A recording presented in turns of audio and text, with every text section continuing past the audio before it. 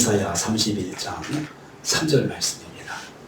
이사야 31장 3절 말씀 같이 봉독합니다.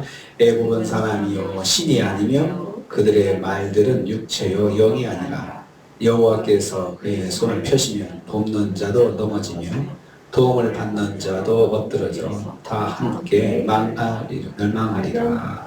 아멘. 아멘. 오늘 말씀은 유다가 의지하는 애굽, 그렇게 목매고 의지하는 애굽이 어떤 존재인지 말씀하고, 동시에 하나님은 심판자이심을 말씀하는 것을 내용으로 하고 있습니다. 애굽은 사람이요 신이 아니다 라고 했습니다. 사람이요 신이 아니다. 유다가 깊이 신뢰하는 애굽은 신이 아닌 사람이다고 했습니다. 사람은 히브리어로 아담이라고 합니다. 아담이라는 말을 쓰는데요, 흙으로 빚어진 연약한 존재라는 뜻입니다. 그래서 유다가 신뢰하는 애굽은 흙으로 빚어진 존재요, 흙으로부터 와서 흙으로 돌아갈 허무한 존재라는 뜻입니다. 신이라는 말, 신이 아니다. 이 신이라고 하는 말은 또 히브리어 엘이라고 합니다. 엘은 전능자, 엘로힘 할 때, 이스라엘 할 때 엘이 그 엘입니다.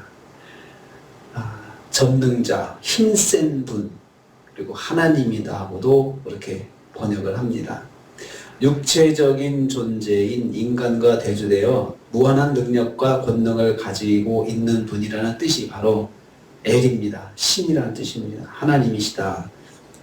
유다가 의지하는 애굽은 바로를 태양신의 아들로 신격화한 나라입니다. 그래서 애굽은 철저하게 바로가 신인 나라입니다.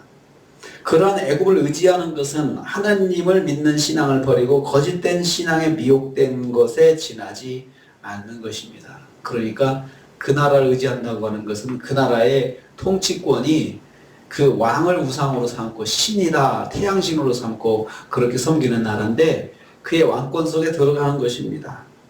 애굽을 의지하는 것은 거짓된 신앙의 결과물을 의지하는 것입니다.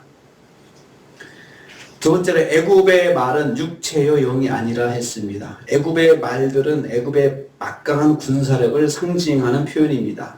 육체다라는 동물의 살을 의미하는 단어입니다. 유한한 능력을 가지고 있으며 무수한 약점을 지닌 존재라는 뜻입니다. 그들이 소유한 말이 아무리 빠르고 지구력이 뛰어나다 해도 결국은 멸망할 것임을 말씀하고 있습니다.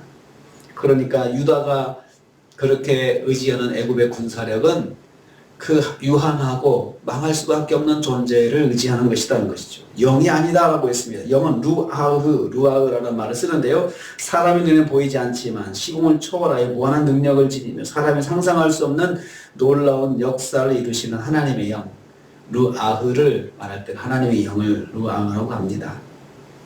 아수르의 공격을 물리치는 것은 애굽의 말이 아닌 하나님의 영의 능력이 있음을 강조하고 있습니다. 하나님의 영의 능력으로 아수르의 그 공격을 물리칠 수 있다는 것입니다.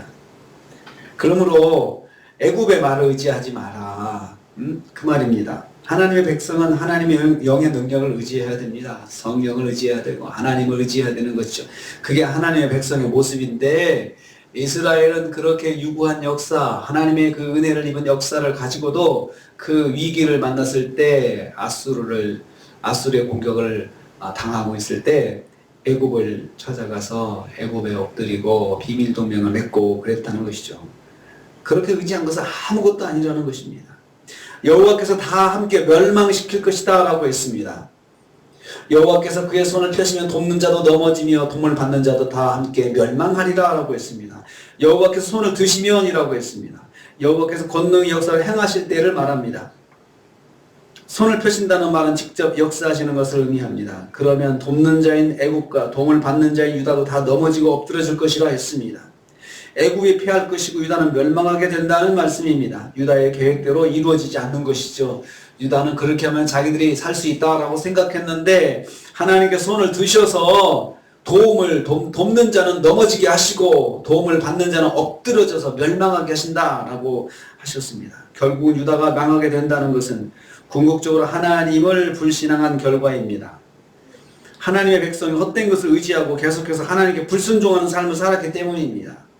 하나님의 징계를 받았을 때 하나님께 돌아오지 않고 하나님을 더 떠난 결과를 말합니다. 망하게 된다는 것입니다. 하나님께서 망하게 하신다. 멸망하리라 망하게 하신다는 것입니다. 징계를 받을 때 하나님께 돌아오지 않고 버티면 망할 수밖에 없습니다. 그러니까 하나님께서 사인을 할 때 빨리 하나님 앞에 엎드려야 되는데 더 버티고 더 의지하고 하면 하나님께서 결국은 멸망시키신다는 것입니다. 오늘도 우리가 하루를 시작합니다. 우리가 세상의 헛된 것을 의지하지 않고 하나님을 의지하는 한 주간이 되기를 축복합니다. 그래서 하나님의 백성은 무조건 하나님입니다. 무조건 하나님께 나가야 됩니다.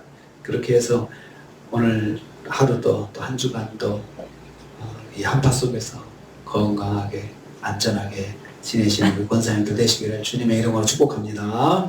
주님 감사합니다.